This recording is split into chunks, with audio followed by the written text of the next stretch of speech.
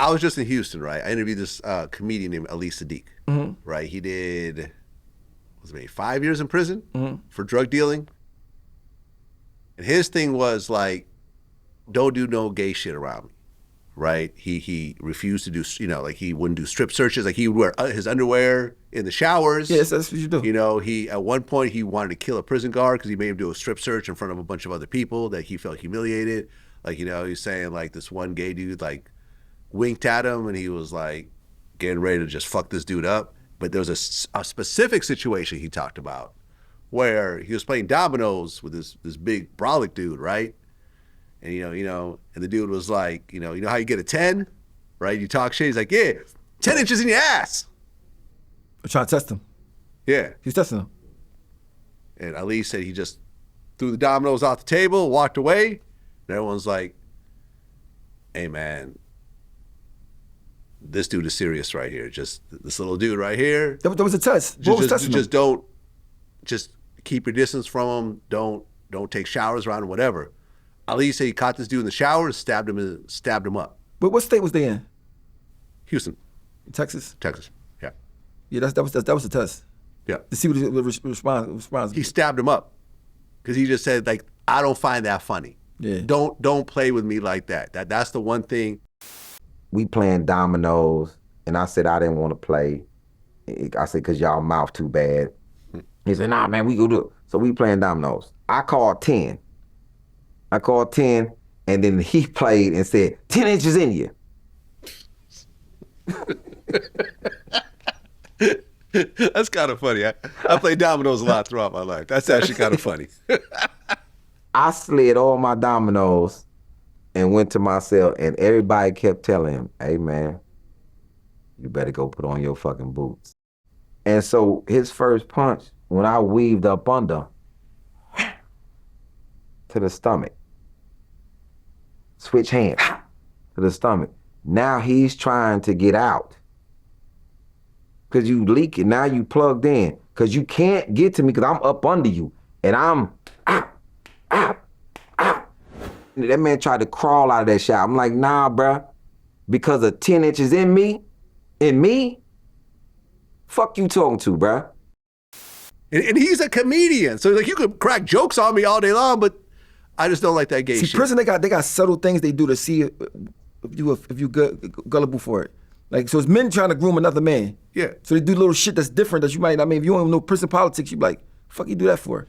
Yeah, he told me an interesting story. There was like a big Mexican mafia dude, and he was walking past him. He was like, oh, what's up, homie? And he, oh, excuse me. He like put his hand on his shoulder and kind of like walked past him, and that became a thing because it's like, no, you don't touch certain people. Yeah. You say, excuse me, you walk around them, but you don't like put your hand on somebody, even if you think it's just normal. So they had to like work this whole situation out so it didn't escalate into a whole race riot. In prison, it's like when you wake up in the morning, it's like, you gotta be on point. Yeah. Like even if you're comfortable there, everybody's still like, you gotta watch what you say, how you can't play too much. It's like you would never be 100% comfortable like with though like you home. So I think years of that tension, when you do that for years, it become really how you are. Yeah. You start really being like, so like, it's not a good place to be mentally. Especially when you're a person with everybody got life and shit did all this diabolical shit. So you get, so like, a person that ever been in prison won't ever get the mental what they do to you. The mental shit is like that's the part that like that and the food. Food is like the main thing you try to get in prison. Something to eat, but like you in prison with people that did some shit that's like you look at them like, damn, he did that. It's always unbelievable. Like like damn. So you like gotta be on point. Because in the prison I was at, it's like the guards is inside of a little cage with the door shut. The block is just ran by inmates. You can get people getting tattoos, all type of shit, illegal shit. There's no cameras on the block. So people really govern themselves. If you were to just eyeball it, I remember me and 1090 Jake were talking about this. We're just talking about like some of the people, like they're involved in various murders, and it's like, I'm like, yo, like these people just do a lot of dumb shit that lead up to their eventual arrest for murder and so forth like that. Like, I remember I interviewed Lil Woody, it was part of the YSL case, and like he said how when he was a kid, he had this really bad like head accident. and he was in a coma for a while. He comes out of the coma. He has to learn how to read and write and walk and whatever. They put him in special ed classes, and eventually I don't think he graduates high school, and he comes out. And, you know, there's probably certain issues that he's dealing with. And, you know, you give someone like that some guns and some drugs and some jewelry and, you know, put him around a bunch of rappers, you don't really know what's going to happen. Mm-hmm.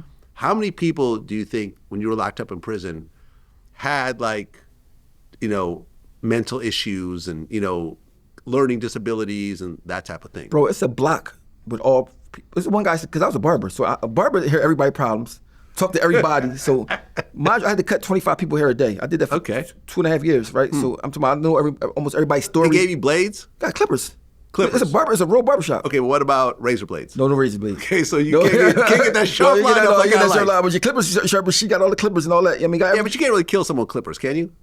No, but we got knives in there. They don't even need none of that shit that's in the barbershop. They got some shit already in there. You know what I mean? I was just asking. Yeah. So, but the barbershop I teach was like a strict guy. He was a strict, like a military guy. That was my man, Mr. P. Okay. But so I'm talking to a lot of people with stories and hear these stories what they in prison for, and some stories was crazy. But that J Block was all crazy people. Like it's a block. One guy, they had to hold him down in the chair for me to cut him. One guy, he had a helmet on, like the retarded helmet. Wow. I mean, it was like it's a whole block of disabled. One guy's blind.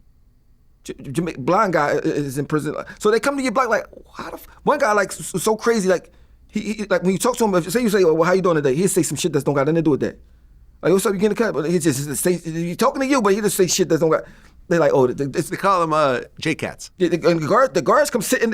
When you're really crazy, the guards got to sit while you get a haircut. They got to sit right there with them. I mean, so like, he's not supposed to be in jail. He not, how do you not say he's mentally disturbed but they don't have no asylums no more? So you got to for you to get. Yeah, Ronald Reagan, he shut down a lot of. That's what I'm saying. So they got to come to prison. In the 80s. So every person in Pennsylvania got a crazy block. Even the county jails. Block. Yeah, so I was on the crazy block in the county jail before because I got smart with the guard. He asked me something about Beanie Siegel, and I'm like, man, what the fuck you asking me for? Like, I mean, he put me on the crazy block, so I got on the block. They playing chess with no pieces. Come on, wait. They're playing chess with no pieces. Like, I mean, so what are you doing? So there's a regular chessboard. There's a chessboard. It's like with nothing on it. It was no. Just like they moving like shit and like I mean, I'm like, what the fuck? It took me like 10 minutes to really know what the fuck is they doing. Like I'm trying to figure out. So I'm talking about they saying good move and all that shit. That's a good move. Like they're just saying shit. Just there's nothing on the board. Just a checkerboard. And I'm like, what the fuck? Like so like everybody, if you either be on protective custody or are you crazy? I mean, like my cellie he was crazy, but you can't tell at first.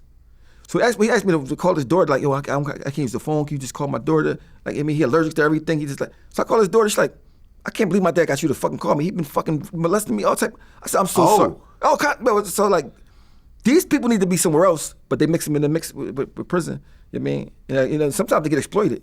Like people that got autistic ways. I mean, because this one guy I know that's like kind of autistic, got to be autistic or something. They just do it. And whatever you say, he just do it. You know what I mean? So like, I mean, you end up in the wrong prisons with no oversight, like a real racist type joint. They don't give a fuck with the survival of the fittest type joints. It could be a detriment to you. You know what I mean? Yeah,